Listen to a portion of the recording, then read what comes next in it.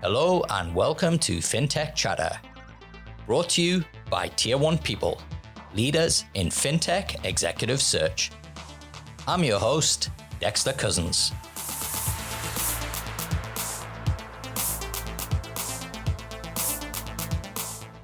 Today's guest is Caroline Bowler, CEO of BTC Markets.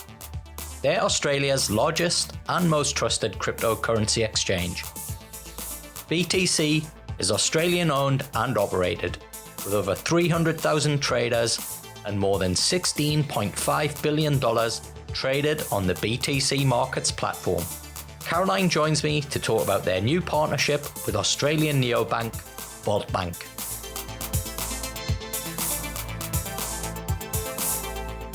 But before we chat to Caroline, I've got a special opportunity to share with our marketing community.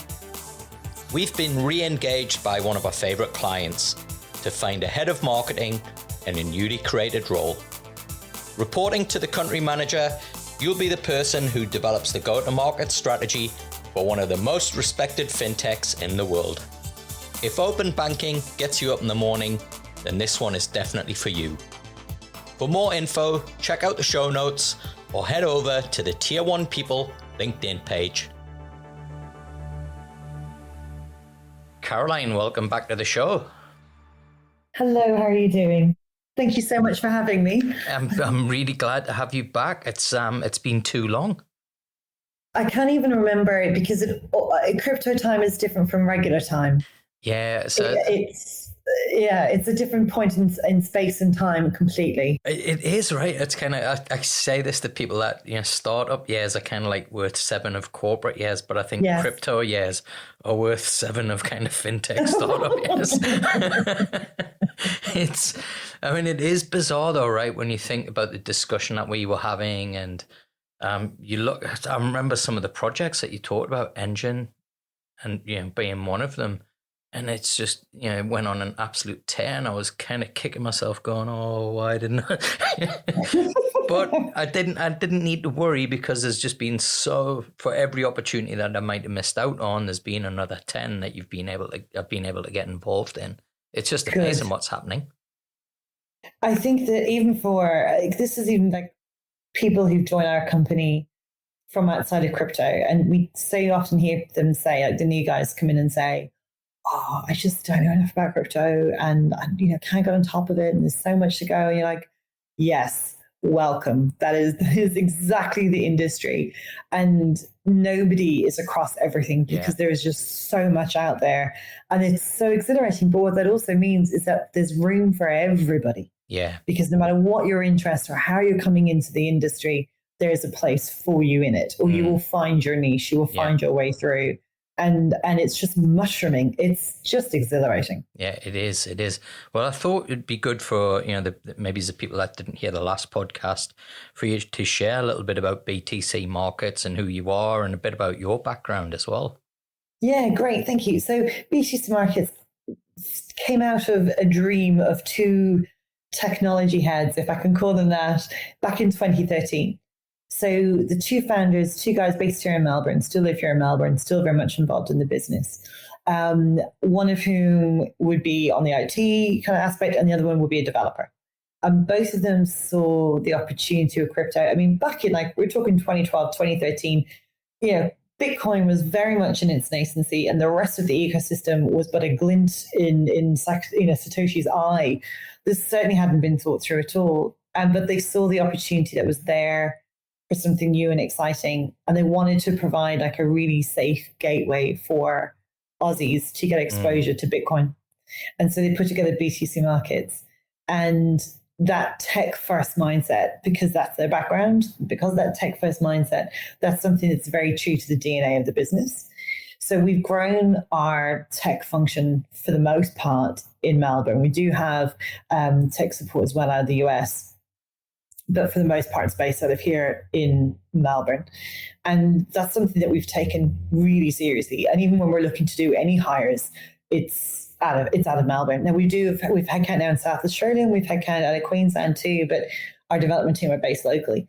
And the reason for that is we recognize the responsibility of us as an industry, as a player in the industry, to grow out the industry at home. Yeah. And we've always thought of ourselves as like the Australian first, got to be thinking of the home team. And there is a paucity, as you know, of talented or able blockchain developers in this country. And so we want to try and fix our little bit of the world as much as we can by trying to get them upskilled here locally. And our team are fantastic. And I mean, we're so tight. We're so close as a company. Well, I think so. They could all be whispering behind my back. I don't know.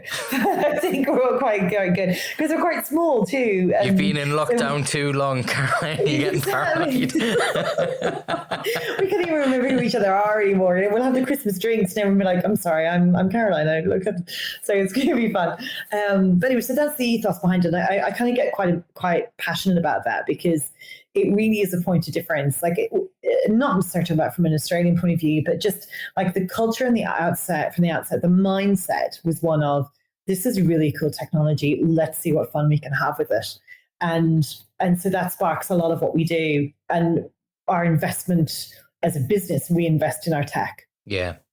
And it shows, and hopefully it shows anyway, because we've obviously started to put the covers back off some of the big projects that we've been working on, and there's more to come. But I'm sure for those outside looking at BTC Markets, they're thinking, what have you guys been doing for the last year? And we're like, just hang on. Yeah. We've got more to come. So it's a pretty significant business now. Number of users on the platform is it 500,000? No, not quite. We're at 325, but I do like the way your mind is thinking. Well, that's 325,000. Wow.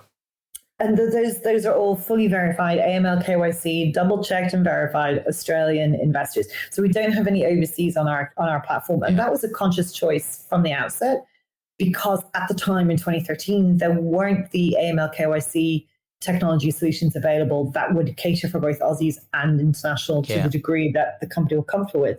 And so they just went, we'll just go straight with Aussies only. And yes, that may change down the line, but right now that's the market that we're focused on. And how have you found having an Aussie team from a security perspective and giving people, your customers kind of, reassurance? Because I think that, the biggest challenge for the industry is the security aspect of it, or the perceived security aspect of it. Yeah, well, from our point of view, when you're sending in, or when we talk to clients, or clients reach out to us, you're talking to people here in Melbourne. For invariably, we don't have it outsourced. There's no offshore kind of option for us. And you mean you actually get to speak to real people, not hidden behind a chatbot? No, they're definitely real people. They are, because I can see the salary bill every month. They're definitely real. They definitely exist, and they're awesome. And they're a really good blend of. Some are from traditional finance who've moved into crypto. Some are young people who've come through the ranks solely from a crypto point of view. But all of the teams really like collaboration with each other and really like enjoy the adventure that we're all on together. But when you talk about the security piece, one of the big projects that we've been working on that will be, won't necessarily be the big shiny thing for our clients to understand, but for those in the industry, perhaps they will, is that we've been working really hard on a custody solution with BitGo, who are well known in the industry as a really well known custodian. And we've been working very hard to get that piece in place. The reason being, we understood from early days the importance of custody. And I don't think it's going to end, just because we've got one piece with BitGo. This is an ongoing, continuous security piece that we look at. We also went for ISO certification. We got that at the end of last year, and are looking to do SOC 2, which again, for people outside the industry, doesn't really mean anything.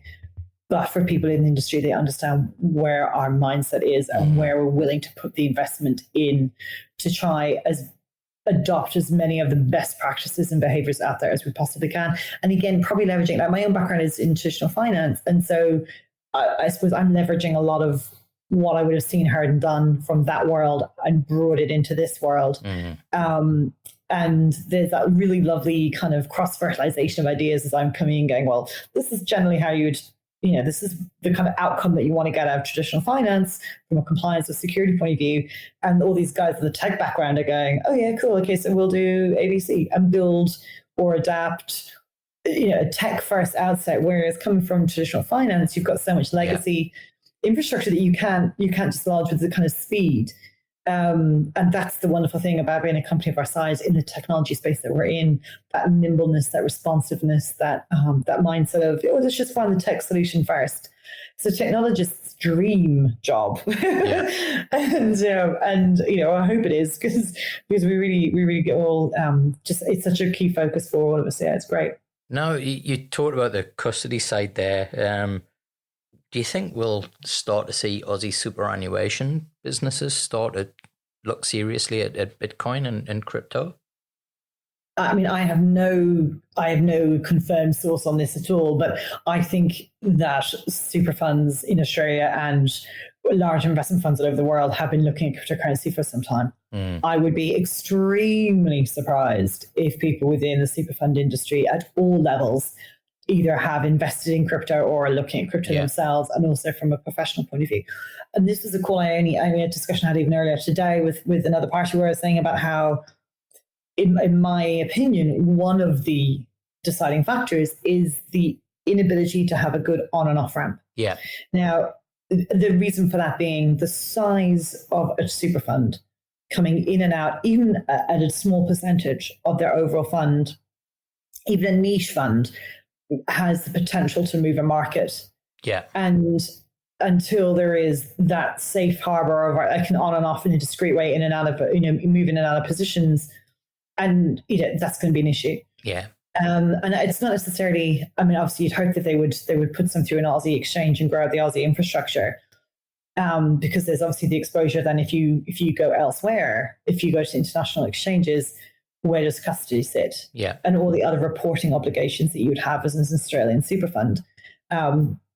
But for here locally, the local exchange activity isn't there yet. My opinion on it would be, once we get regulation in, and the market responds as it will do to that, then we'll see more of a position where super funds are going to come in. That would be my expectation on it. And there's nothing to indicate otherwise, I suspect. Yeah, I think everybody that, kind of has any interest in crypto kind of has the moment where they go from, kind of being skeptical to then, kind of recognizing that, hey, like, this is it, it's here. And I think the moment for me was when I think Bitcoin hit 1 trillion. And I thought, well, wow, that's a third of the size of the Aussie superannuation industry in its entirety. Like, this is not going away anywhere, right? Yeah. And I think that was the thing that struck me was that, and wow, like the Aussie superannuation industry is worth 3.1 trillion, and that's just Aussies. That's just Aussies. Yeah, right. Bitcoin is global. So it's mind blowing when you think that, whilst, from an investment perspective, most people feel they've missed out. We're only really at the very beginning of the journey of adoption. It's it's mind blowing really when you think of it that way. Well, that's it. And that's the point I think that we try to get across to people who are intimidated or they've got FOMO or whatever however you want to describe it, is that it is still far too early. And there are no winners picked yet. Right now, at this moment in time, 10 years in, we can clearly see Bitcoin's away at the races, along with the likes of Ethereum and others.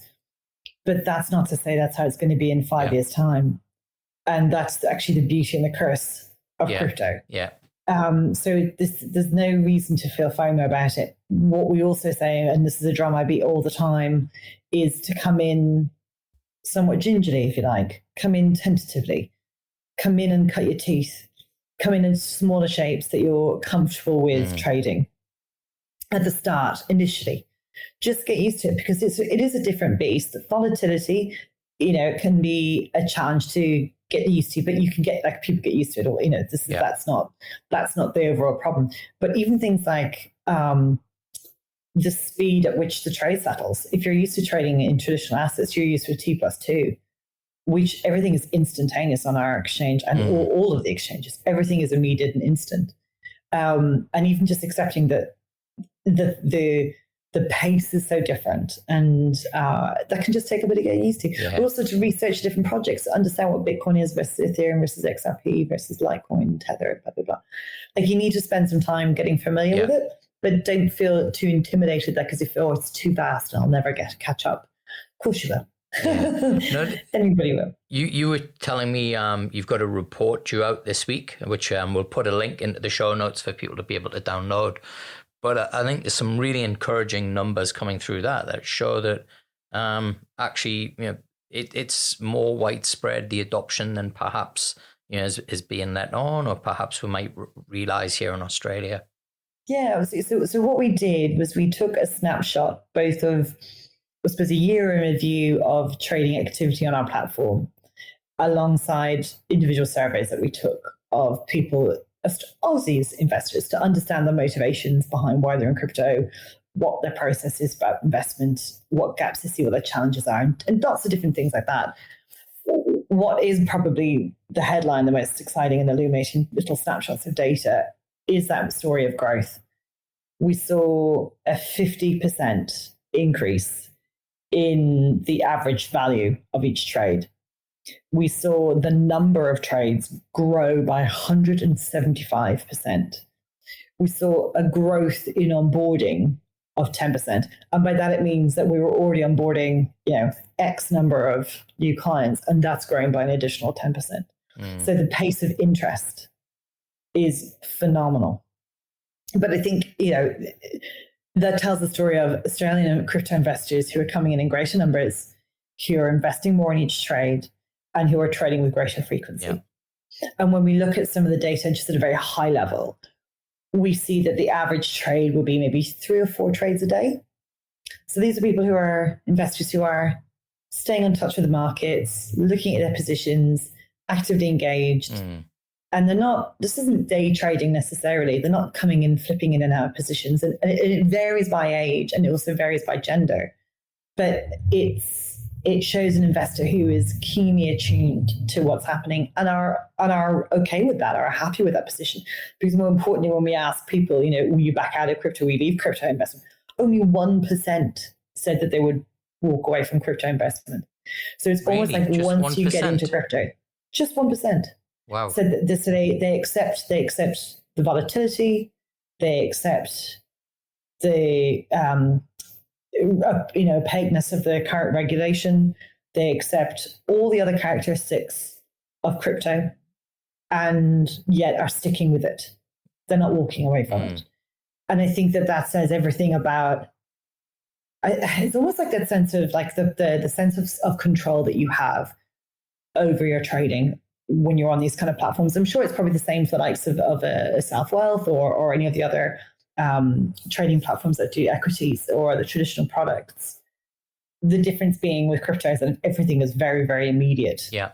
And so you get that really sense of direct control. So perhaps that's one factor. Yeah, I think you're spot on there. I mean, one of the things that just blew my mind was when I got a MetaMask wallet and started to move Ethereum through addresses, and it's there, and you're just like, wow. I showed the kids, right? And I was like showing them how cool it was, right? And they were like, oh wow, Dad, so can we do this with our Spriggy card?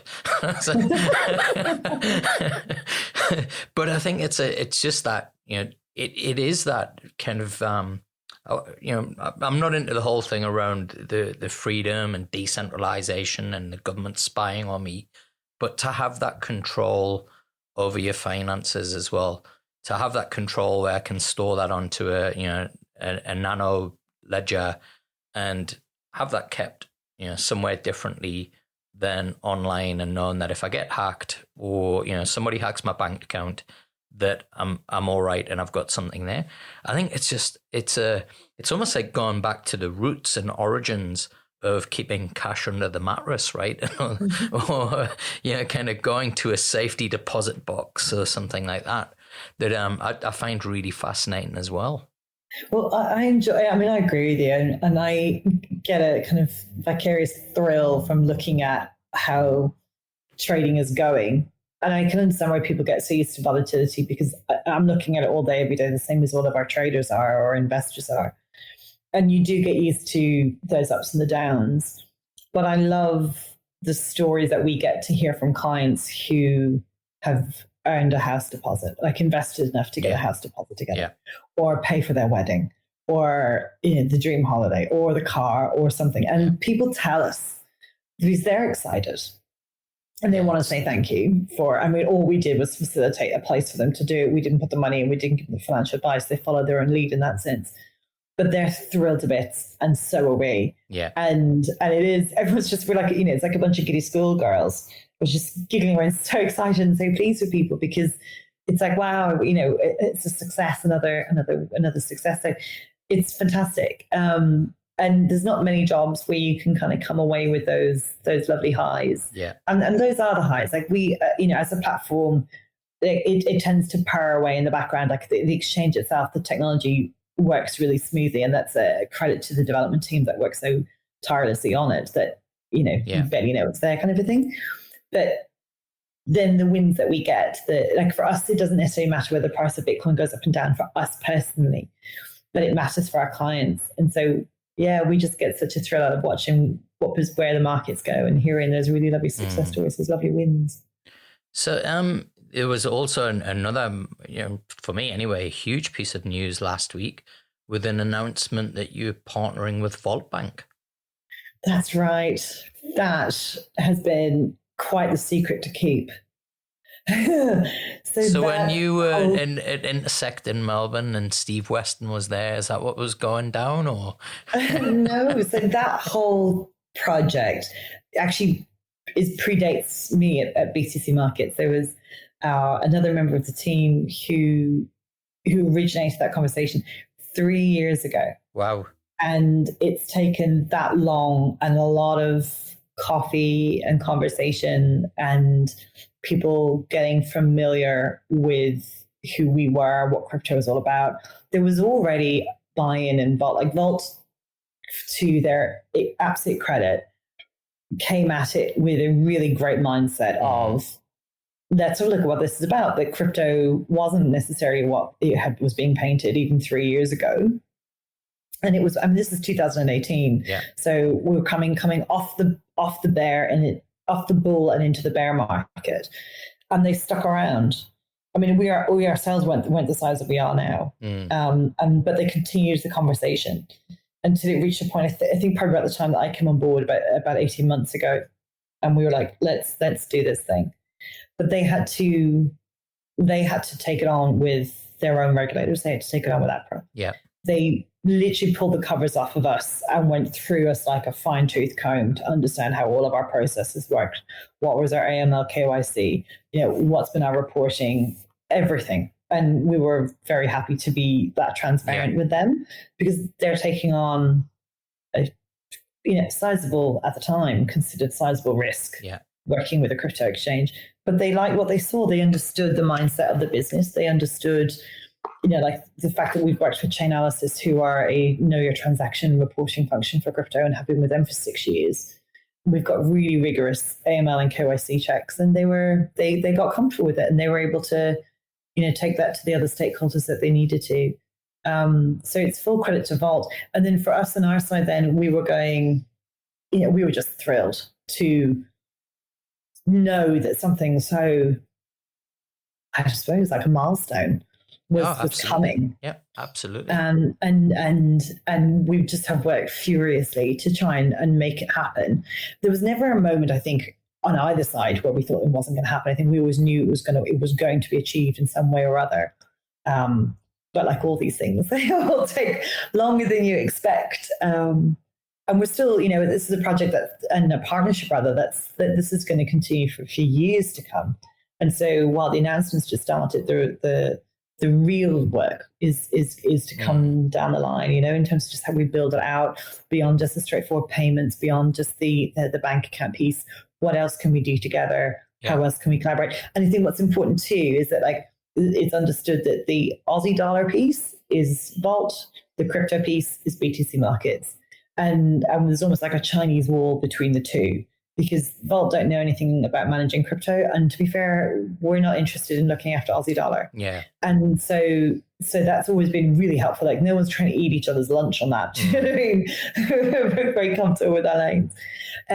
But it's like every other exchange in Australia and worldwide, we had issues with banking partners, we had issues with payment rails. Our clients have the same problems. Yeah. They were getting debanked. We've been debanked multiple times.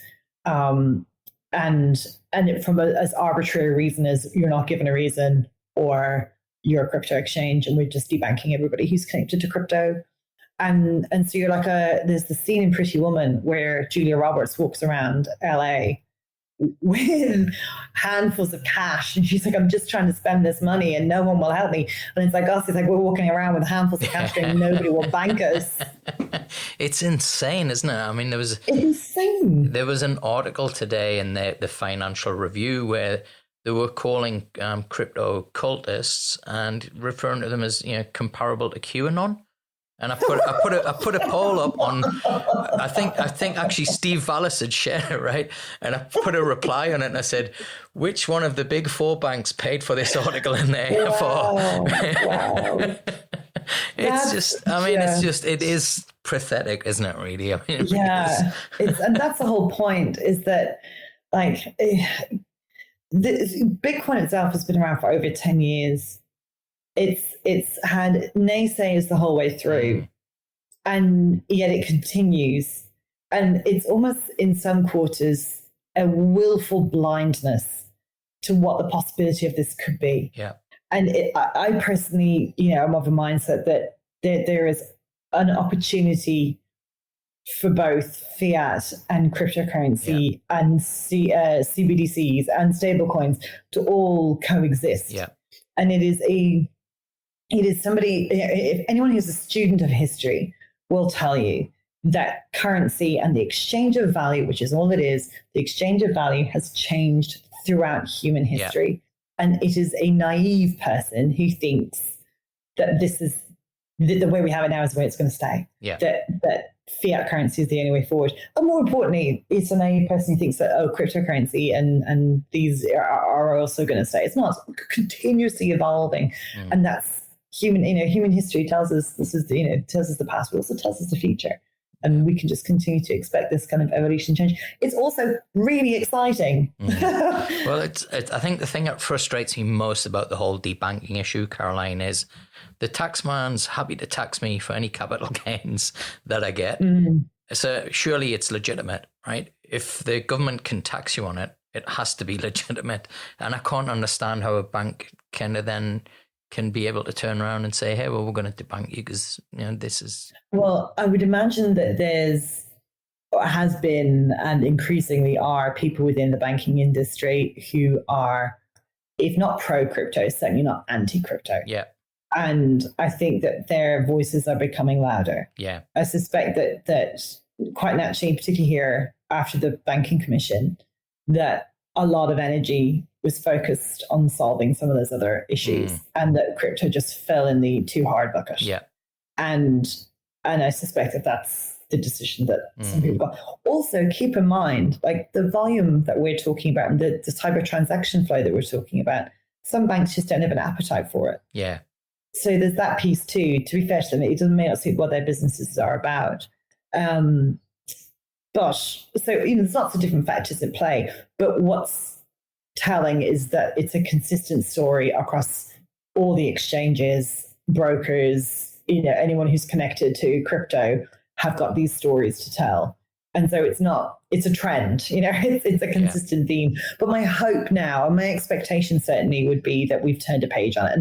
And that's a really cool thing about this partnership is that it shows that it can be done. Yeah. It shows that traditional finance, a regulated financial entity, I mean, I say traditional finance, they're a neobank, they're awesome, they're tech first, they're super innovative, all the rest of it, but they're still regulated. And they can find a way through it to work with a crypto exchange. Yeah.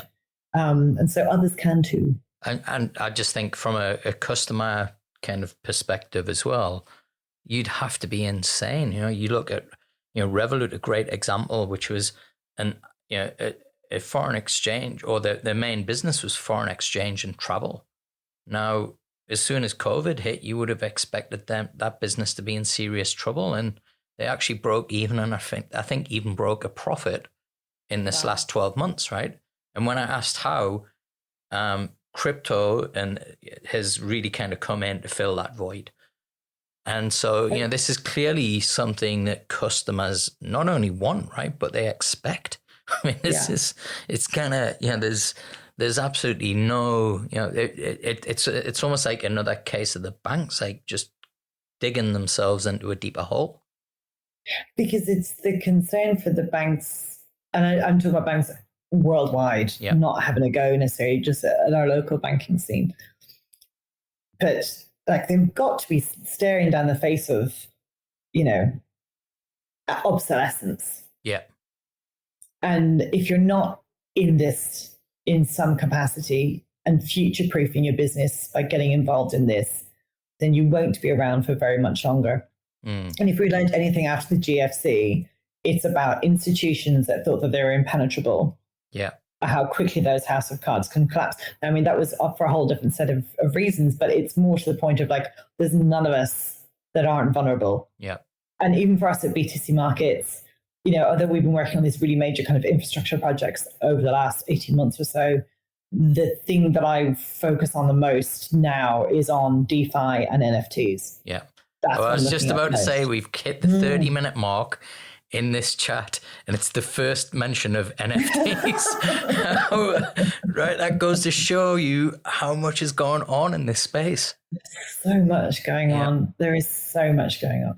So just with the DeFi piece, the way that we're looking at it, or rather the way I'm kind of hypothesizing it at the moment, I'm having a conversation with a couple of different really awesome DeFi projects who have got roots here in Australia. Australia has got some of the most innovative minds when it comes to DeFi projects. Yeah. And it's something that the country really should be proud of and doing more to champion, because they will be future-proofing our financial services sector for the future. They should really be looked after, but that's a different point. So I'm talking to a couple of those different projects, well thought through, exciting, new, but well put together, and even with a regulatory layer in mind. And I'm thinking, okay, how can I legally partner in some capacity with these projects? Because I'm not regulated. It's unknown what regulations are going to be around DeFi, but you can be sure that that's coming for both of us at some point in the future. Like, it will happen. And so one of the ways it's been talked about is potentially, so as what's known as a centralized exchange, and we're a centralized exchange as opposed to a decentralized exchange in the DeFi space, but we're a centralized exchange. So we collect AML CTF because we're supposed to under AUSTRAC regulations, and it's fine. But you can become a gateway then through into that decentralized finance world. So the AML KYC gateway, if you like, is a centralized exchange such as ourselves that then you can access in a more compliant way that DeFi world. Now, again, this is just spitballing, and this is somebody else's very good idea that I thought, I think I could use that. And so those are the kind of things I'm trying to kick around. And then, I mean, God bless our lawyer, who I ping all this stuff to, and they keep coming back with, really good questions and trying to tease through some of these different solutions, because I'm trying to find a way that I can do it that is safe and secure and regulatory compliant and future-proof, but equally doesn't take the wind out of the sails of what the DeFi project is about and what the spirit of this whole thing is supposed to be about. So it's a fine line, but a bloody exciting one, and one we're definitely looking to do more with. It is. And so NFTs, are you a crypto punk or a Bored Ape? I'm probably more, it's hard to, it's like picking your favorite children. How can you? Oh gosh. I'm probably going to have to go crypto punk, aren't I, really? All things considered.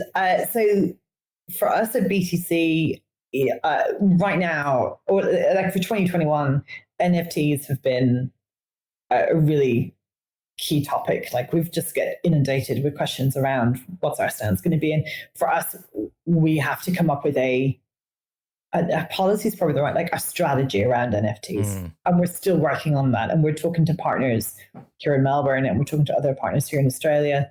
NFTfest.com.au, that's coming up. That is going to be phenomenal.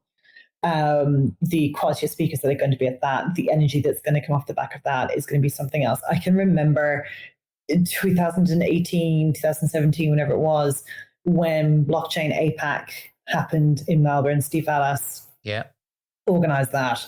And for me, I think there was a time before that and there was a time after that. And the energy and the coalescence of the industry that came around on the back of that one event changed things. And I think that we'll see something similar happen on the back of this NFT Fest. Yeah. And it's not the event, it's the bringing people together and everyone going, oh my goodness, look at the amount of people that are interested in this area and serious. And I say that, with all the usual caveats. And by serious, I mean people who have got reputations on the line, who've got skin in the game, who are getting involved in NFTs. And it's still really, really, it's so early. It's practically a newborn that's just been turned upside down and has its bottom spanked and it's crying for its food. Like, it is so young, this space. Yeah. And that's really exciting. And that's what we're trying to explore. And there's a place for BTC Markets in there, and that's what we're looking to get to. Yeah, it's just fascinating, the whole NFT space. I mean, it's essentially every aspect of entertainment, art and enjoyment that I've had in my whole entire life. Now, it's like open slather. And I think that's the incredible thing is, for anybody who loves art, sports, creativity, it's an opportunity to be able to just completely reinvent how you've either played even something simple like a deck of cards, right? You can actually turn those into NFTs and create and let the whole world create their own games around it. I just think it's an incredible, if entertainment and Netflix and Spotify were kind of the pinnacle of the old world entertainment, NFTs are going to be the beginning of a new world and a whole new paradigm as to how we consider the entertainment and creativity. And don't you think too, looking at what augmented reality could do to play here, how that could all come together, like what can be done, how are they going to play? How are they all going to play together? Because they're going to. So how are they going to craft what the future will be in this? And that's got to get. So people are like, oh, it's just a JPEG. And you're like, oh mate, I think you're missing the picture on this one. But it's like rocking up to or rocking up to a virtual nightclub, right? And I walk in as a Bored Ape, and there you are as a crypto punk, and we have a dance together, right? And there's pudgy penguins everywhere. It's so fun. Yeah, it is, right? That's kind of, it's a bit, in some respects, it's a bit like that sci-fi movie with Bruce Willis where, there's the beautiful woman and she's got this great life, and then it goes in, it's a big overweight woman lying on a life support machine in a dark, dingy room. But that's the kind of dystopian view. I think the more accurate, and it's actually what we're seeing is how it's creating these communities rapidly, right? I mean, I grew up with house music, rap music, breakdancing, graffiti, like these kind of cultural movements that had a significant impact on generations, right? And set them off into different directions. And I think that's what we're seeing with the NFT movement, except it's happening. We talked at the beginning about how, it's a fintech startup is like, one day, there's like 7 years in corporate and, 7 years in crypto. And then, it's like 7 years in NFTs, right? So we've got this multiple of 7 by 7 by 7. I mean, it's kind of crazy, right? Well, that's what I think is like, that's what keeps you going. Like, because, they say, oh, no 2 days are the same. But no 2 days are the same. Like, no, I cannot tell you what next week is going to be like, what new thing is going to come through next week that we're going to need to respond to or figure out a way or develop a strategy for, or how we're going to be in this space. When I started 18 months ago, NFTs, for the most part, were consigned very much to CryptoKitties. Yeah. And that fad had been and gone. We weren't talking about NFTs in a serious way, in January 2020. And now my phone is off the hook with NFT talk. Yeah. And so no one can say what that will be in 18 months' time from now, because it probably hasn't been. It's probably still a glint in the eye of a developer somewhere. They probably still haven't built what we're going to be obsessed with. But it's so that's when we talked about new people coming on board to the company who's saying, "Oh, I can't keep up with crypto. I don't know what it is." Like, one of the key things to come into our job, and it's not just BTC Markets, it's for anybody in any crypto company, is that you need to come in with a sense of being okay with the terror of a blank page. You need to be okay and comfortable with the fact that no one's written the how-to guide on what it is that you're going to do. And you have to figure it out as you go to the best of your ability.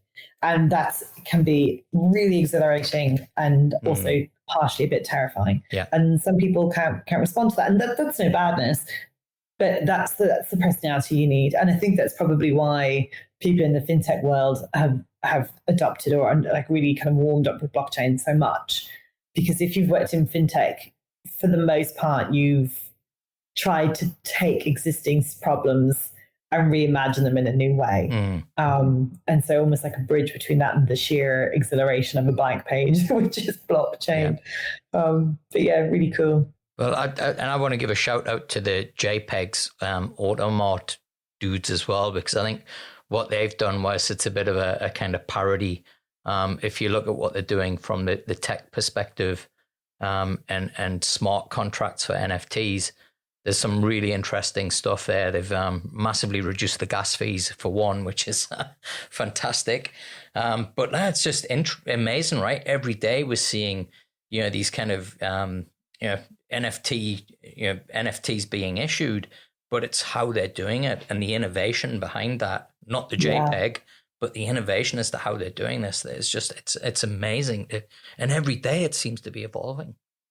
And well, that's the thing. I mean, even just from a, not to kind of grumble, but it's, if you're looking at the gas fees, that's the next issue to resolve for the industry is, and I said about how in 5 years' time, you can't say who's going to be the next Bitcoin, who's the next Ethereum. But already, though, the challenges to the Ethereum throne with Cardano and Solana and others that are coming through, like the industry is kind of really opening up to competition.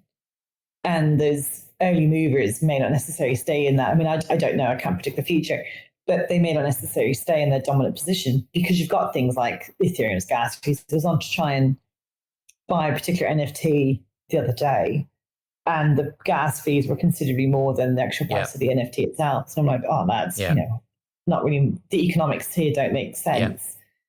But then you see, I think it's FTX. I think their NFT platform is going to be on Solana. I think it's the one they're going for. It is, yeah.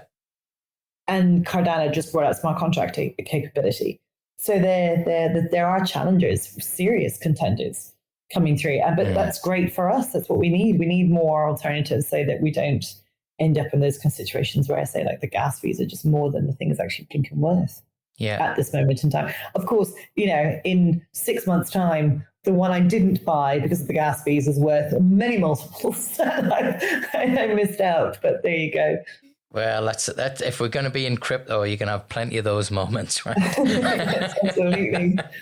Well, absolutely. Caroline, and before we kind of wrap up, I just wanted to also kind of point out some of the great work that the Blockchain Australia team's been doing as well. Big event this year, that in-person event, I think was, for me, you talked about those moments. I really liken that to Cybos 2018, when I think that was the coming of age of fintech in Australia, and the Blockchain Australia block week that we had this year. I think that was for me a similar moment, and it's, I mean, the discussions that you're having, the people of significance that you've got, Senator Bragg's massively, seems to be, almost crypto obsessed now. I mean, it's an amazing job that you've all done and just really kind of legitimizing, the conversations and taking it to that next level. Well, thank you. But the credit largely sits with Steve Ballas and the team he has around him, who has done all this in the smell of an oily rag, but also to the community in Australia, like the blockchain and crypto community in Australia, who when I talk about the serious players, they're the serious players. They've put their reputations out there. They've put their money where their mouth is. They've worked their guts out on these projects. And for a lot of companies have worked through, being ignored or being dismissed and have just kept plowing through despite all those challenges. And I mean, and that's the case for, like, it's not just a crypto story, that there's a cases across the board, but I think the challenges unique to crypto has been the murkiness of the regulatory environment, the unsurety of the regulatory environment, the debanking issues, the people saying it's a fad, or what was it this guy said, that it's QAnon being QAnon. I think they're in a cult. Like, I mean, that's a lot of muck for filling at one small section of a community. Yeah, I think I might rock up to this NFT event with a bullhorn hat on. Oh my God, I'm going to go out waving a raising an Aussie flag. Really see that paranoia. That's fantastic. Yeah. So it is, but it's just. But I would agree with you. You talking about Cybos in Sydney, because I was at that one. Yeah. I was at that Cybos, and which was fantastic. And then I agree with what you're saying. It's about the energy that's there, that's generated, and seeing all the other projects that have come through, and almost like that maturing. It's that moment of belief, right? Where you go, right, I wasn't crazy. I'm not QAnon. It's like, I'm not in a cult. This is, it's kind of, I've managed to, I've seen a vision of the future and I've backed it. Yeah. And it's becoming a reality. And I think that's, that energy release that you talk about. I mean, that's when you get a group of people together who, as you say, right, have great personal sacrifice oftentimes, and being ridiculed and dismissed, and then all of a sudden your phone doesn't go off the hook, and everybody wants to talk, and fantastic. I'd rather be at this end of the life cycle but this is the fun bit. Like, this is the crazy growth until you become the establishment, and then you've got to be, looking out for the next upstarts that come through. If you think, right, 2018, I remember the moment, because I think Afterpay had just become a unicorn, right, on the stock market. That was late 2018.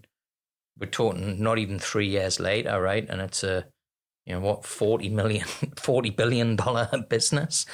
So that kind of exponential growth we've not seen yet in crypto. In fact, I don't think we're anywhere near seeing, the impact that it's going to have. When you look at those, that comparison that I made of the Aussie superannuation industry and the whole crypto market in its entirety globally is still only $2 trillion, I think, as of today. That shows that there's an awful lot of runway to go. Isn't that great? And we get to have ringside seats to all of this. Yeah. Where can people find out about this report that you've put together, Caroline? It'll be on our website. It'll be on btcmarkets.net. And we get so many people going, you guys are a .net. And we're like, we're a .net. We're a tech company. I love it. Right? We're .net. I love it. It's kind of, retro. Very retro. But yeah, that's where you'll find us. And so that data will all be available. You can go in amongst the weeds. We've kind of kept it, some of the data, it's illustrative. So while we don't give away anything too much to our competition, it still gives you a really good overview and detail into, particularly when you talk about the client surveys and the client responses around motivation and their own behaviors and stuff. I think that's what people are going to find most exciting. Yeah, I can't wait to have a look at it. Have a good read through. All right. Brilliant. Well, Caroline, thank you so much for coming on. I've absolutely had a blast. It's just been a fascinating chat. And just can't wait to get you back on again.